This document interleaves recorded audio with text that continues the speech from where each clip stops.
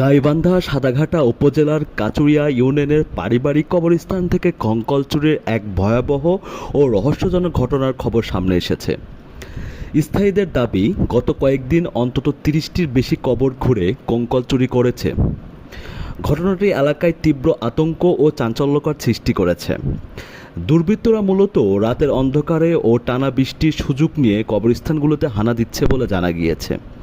সোমবার ২৫শে আগস্ট সকালে চাঞ্চল্যকর তথ্য প্রকাশে এলে কাচুরিয়া ইউনিয়নের ৬টি গ্রামের মানুষজন রাত জেগে কবর পাহারা দিতে শুরু করেন। সর্দারপাড়া গ্রামের বাসিন্দা সজরুল ইসলাম কান্নাজড়িত কণ্ঠে বলেন, সম্প্রতি আমার মা মারা গিয়েছে। আজ সকালে এসে দেখি কবর খুঁড়ে কাফনের কাপড় পরে আছে, কিন্তু আমার মায়ের দেহের কোনো চিহ্ন নেই। এই কষ্ট ভাষায় প্রকাশ করা যাবে না। মানিকগঞ্জ গ্রামের রেজাউল করিম হক বলেন, এক আত্মীয়র কবর থেকে কঙ্কাল চুরির কথা নিশ্চিত করেছেন। তিনি এ ঘটনাকে নিষ্ঠুর, অমানবিক ও অত্যন্ত মর্মান্তিক হিসাবে বর্ণনা করেন। কাচুরিয়া ইউনিয়নের শামীম মিয়া জানান, তাদের পারিবারিক কবরস্থান থেকে একসঙ্গে ৩টি কঙ্কাল চুরি হয়েছে। সাদাঘাটা উপজেলার মুক্তিযোদ্ধা সংসদের ডেপুটি কমান্ডার আজাহার আলী বলেন, প্রতিদিন কঙ্কাল চুরির ঘটনা ঘটছে।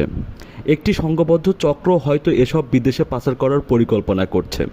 প্রশাসনের দ্রুত পদক্ষেপ নেওয়া জরুরি।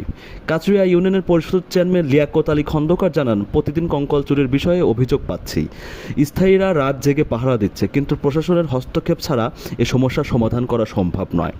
সাদাঘাটা থানার ভারপ্রাপ্ত কর্মকর্তা ওসি বাদশা আলম বলেন, কঙ্কাল চুরির বিষয়টা বিভিন্ন জায়গা থেকে ফোন পাচ্ছি, তবে এখনও কোনো লিখিত অভিযোগ দেয়নি। অভিযোগ পেলে তদন্তের আইনগত ব্যবস্থা নেওয়া